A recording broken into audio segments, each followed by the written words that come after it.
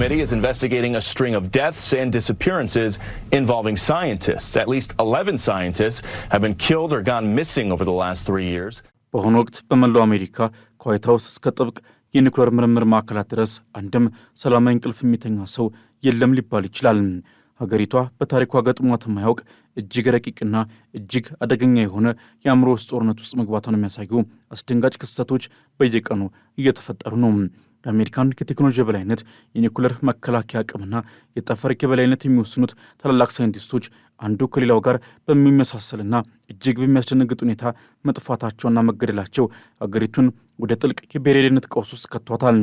ይህ በአጋጣሚ የተፈጠረ ክስተት ሳይሆን የአሜሪካንን የሳይንስ አከርካሪ ለመስበር የታለመ የተቀነባበረና እጅግ አደገኛ የሆነ ዓለም አቀፍ ሴራ እንደሆነ የሚጠቁሙ ፍንጮችም በየአቅጣጫው እየታዩ ነው። የዚህ አስፈሪ ድራማ መጀመሪያ የሚመነጨው በቅርብ ዓመታት ውስጥ ቢሆንም ከ2023 ጀምሮ ግን ሁኔታው ቁጥጥር ከማይደረግበት ደረጃ ላይ ደርሷል። በኒውክሌር ጦር መሳሪያ ምርምር፣ በላቁ የኤሮስፔስ ቴክኖሎጂዎች፣ በኳንተም ፊዚክስና በጠፈር ምርምር ተቋማት ላይ የተሰማሩ ቢያንስ 10 የሚደርሱ ከፍተኛ ምሁራን እንደ ጉም መብለናቸው ወይም በአሰቃቂ ሁኔታ መገደላቸው የአሜሪካን የደህንነት ተቋማት በእጅጉ አስደንግጧል።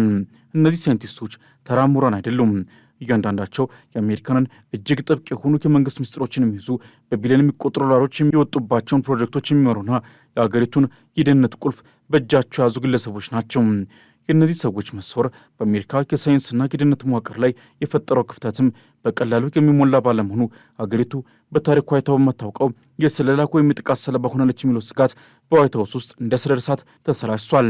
ፕሬዚዳንት ዶናልድ ትራምፕም ይህንን ክስተት እጅግ በጣም አሳሳቢና እጅግ ከባድ ሲሉ የገለጹት ያለ ምክንያት አይደለም። ፕሬዚዳንቱ ጉዳዩን አስመልክቶ ከከፍተኛ የደህንነት ባለሥልጣናት ጋር ተከታታይ ስብሰባዎችን እያደረጉ ሲሆን ሁኔታው በአጋጣሚ የተከሰተ ሊሆን እንደማይችል ያላቸውን ጽኑ እምነት ገልጸዋል። እንደ ትራምፕ ገለጻ ከሆነ ይህ በአሜሪካ ለተሰነዘረ ቀጥተኛ ጥቃት ሊሆን ይችላል።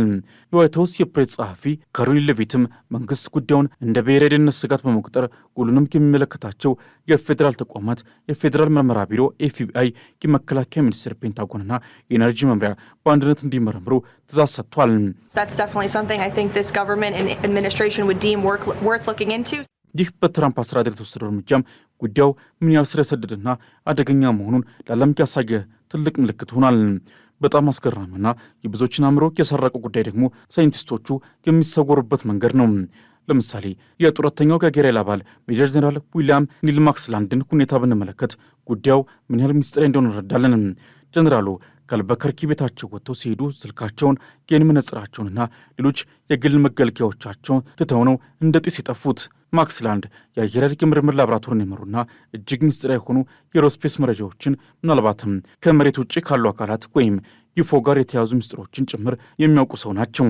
የእሳቸው መስተዋል ብቻ ሳይሆን እንደ ሞኒካ ሪዛ፣ አንቶኒ ቻቬዝና ሜሊሳ ካሲያስ ያሉ የናሳና የሎስ አላሞስ ብሔራዊ ላቦራቶሪ ከፍተኛ ባለሙያዎች በተመሳሳይ ሁኔታ ከቤታቸው በእግራቸው ወጥተው መቅረታቸው ድርጊቱም እጅግ በረቀቀ መንገድ የታቀደበት መሆኑን ያረጋግጣል። እነዚህ ሳይንቲስቶች የተሳተፉባቸው ፕሮጀክቶች ክብደት ሲታይም ጉዳዩ ለምን ከአሜሪካን መንግስት እንዳስበረገጉ ግልጽ ይሆናል። አንዳንዶቹ በኒውክሌር ጦር መሳሪያዎች ማሻሻያ ላይ፣ ሌሎቹ ደግሞ በከዋክብት መካከል በሚደረግ ጉዞና በአስትሮይድ መከላከያ ላይ ይሰሩ የነበሩ ናቸው።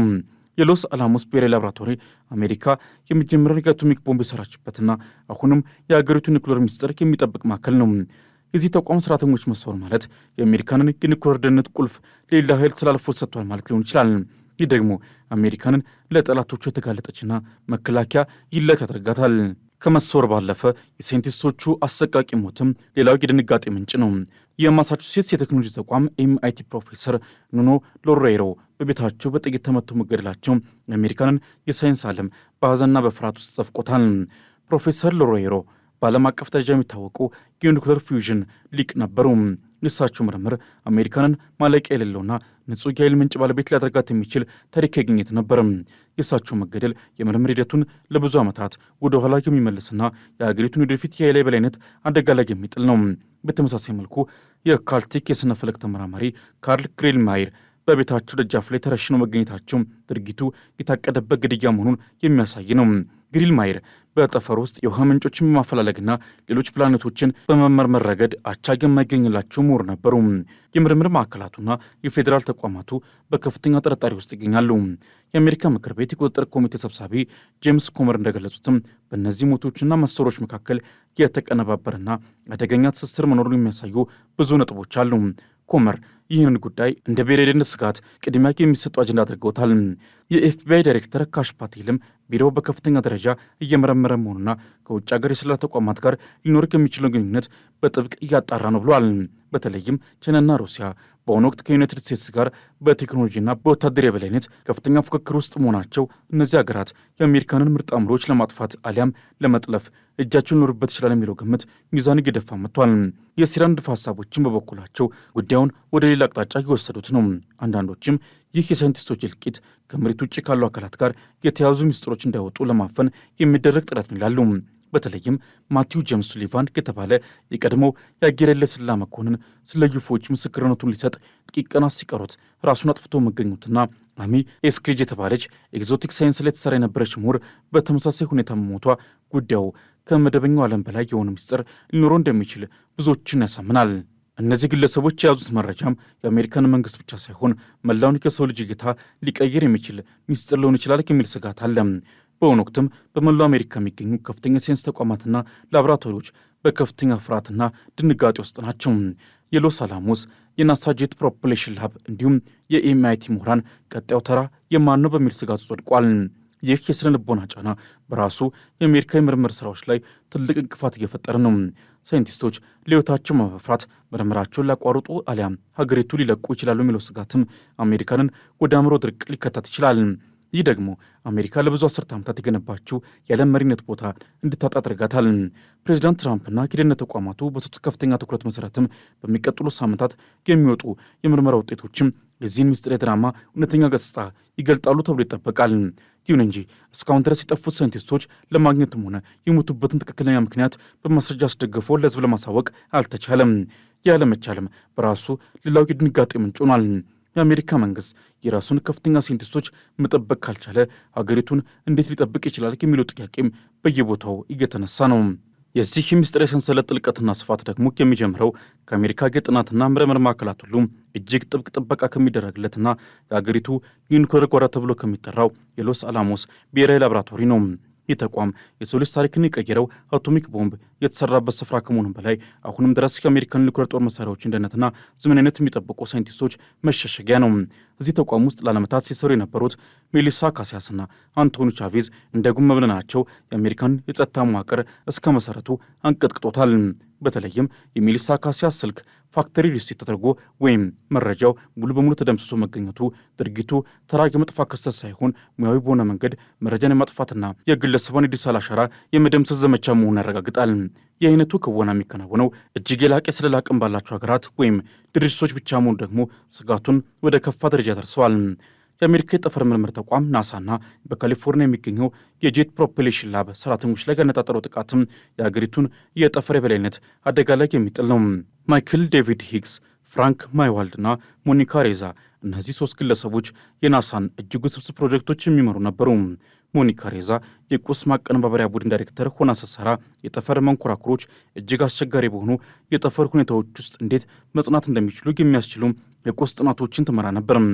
የእሷ መሰወር አሜሪካ ወደ ማርስና ሌሎች ፕላኔቶች ለማድረግ ያቀደችውን ጉዞ የቴክኖሎጂ መሰናክል ሊፈጥርበት ይችላል። እነዚህ ሳይንቲስቶች የጠፉበት መንገድም በእግር ጉዞ ላይ ያሉ አሊያም ከቤታቸው ወጥተው ሳይመለሱ መቅረታቸው የጠለፋ ድርጊት መፈጸሙን የሚጠቁሙ ጠንካራ ምልክቶች ናቸው።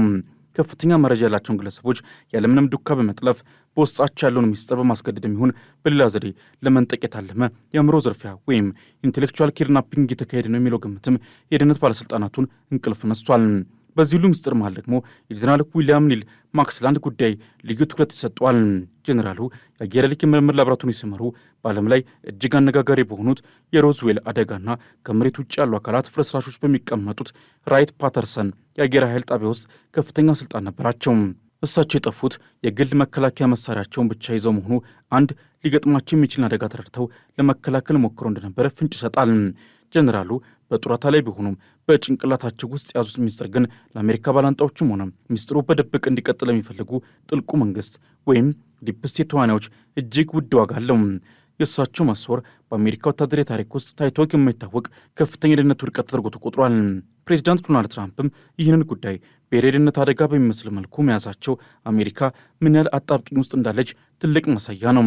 ትራምፕ በሰጡት መግለጫም በሚቀጥሉት 10 ቀናት ውስጥ እውነታውን እናውቃለን ማለታቸው የደህንነት ተቋማቱ በድብቅ የደረሱበት ትልቅ ፍንጭ መኖሩን አሊያም ደግሞ ጠላቶቻቸው ላይ ከፍተኛ ጫና ያሳደሩ መሆኑን የሚጠቁም ነው። ዋይት ሀውስ ይህን ጉዳይ ለምን አሁን ይፋ ለማድረግ እንደመረጠም ብዙዎችን ጥያቄ ውስጥ ከቷል። አንዳንዶች እንደሚሉት ከሆነ ሁኔታው ከአሁን በኋላ ተደብቆ ሊቆይ የሚችልበት ደረጃ ላይ ደርሷል። የሳይንቲስቶቹ ቤተሰቦች የሚያሰሙ ጩኸትና በኢንተርኔት ዓለም የሚያናፍሱ መረጃዎችም መንግስት በይፋ ምላሽ እንዲሰጥ አስገድደውታል። ከውጭ ሀገር የስለላ ጥቃት ባሻገር ሌላው እጅግ አስፈሪ ግምት ደግሞ የውስጥ ሰርጎ ገቦች ጉዳይ ነው። በአሜሪካ ከፍተኛ የደህንነት ተቋማት ውስጥ ሰርገው የገቡ የጠላት ወኪሎችም ሳይንቲስቶቹ የደረሱባቸውን ግኝቶች ለሀገራቸው አሳልፎ ለመስጠት ሲሉ ግድያ ወይም ጠለፋዎችን እየፈጸሙ ሊሆን ይችላል። በተለይም በኳንተም ኮምፒውቲንግና በኒኩሌር ኃይል መስክ የሚደረጉ ምርምሮች የአንደኛው ክፍለ ዘመን የዓለም የበላይነትን የሚወስኑ መሆናቸው ይህ ጦርነት በቦምብና በሚሳኤል ብቻ ሳይሆን በሊቃውንት አእምሮ ላይ የሚደረግ የጥፋት ዘመቻ ሆኗል። አንድ ከፍተኛ ሳይንቲስት ሲገደል ወይም ሲጠፋ አሜሪካ ያንን ክፍተት ለመሙላት 10ና 20 ዓመታትን ልትፈጅ ትችላለች። ይህ ደግሞ የአገሪቱን የመከላከያ ግንብ በውስጥ በኩል ማፍረስ ማለት ነው። የኤፍቢአይ አዲሱ ዳይሬክተር ካሽ ፓቴል ጉዳዩን ከባድ ሴራ ሲሉ መጥራታቸው ምርመራው ከተራኪ ወንጀል ምርመራ አልፎ ወደ ጸረ ስለላ ዘመቻ መሸጋገሩን ያሳያል። ፓቴል የዚህን ወንጀል ፈጻሚዎችና ተባባሪዎች እስከ ዓለም ዳርቻ ድረስ እናድናለን ማለታቸው አሜሪካ ጉዳዩ እንደ ጦርነት ማወጅ መቁጠሯን ያሳያል። የኤነርጂ መምሪያ ሳይንቲስቶቹን ለመጠበቅ ልዩ የጥበቃ ፕሮቶኮል ማዘጋጀቱና ሌሎች ሳይንቲስቶችም በከፍተኛ ጥበቃ ስር እንዲሆኑ መደረጉ ፍርሃቱ ምን ያህል ስር የሰደደ መሆኑን የሚያረጋግጥ ሆኗል። ይህ ክስተትም በአሜሪካ ሳይንስ ላይ የፈጠረው ጠባሳ በቀላሉ የሚሽር አይደለም።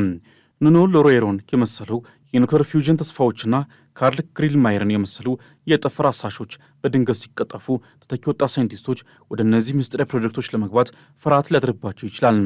ሚስጥር ባወቅ ቁጥር ለሕይወቴ እጋለጣለሁ የሚለው አሳሰብ በሊቃውንቱ ዘንድ ከሰረጸ አሜሪካ የነበራትን የፈጠራና የሳይንስ የበላይነት ልታጣ ትችላለች።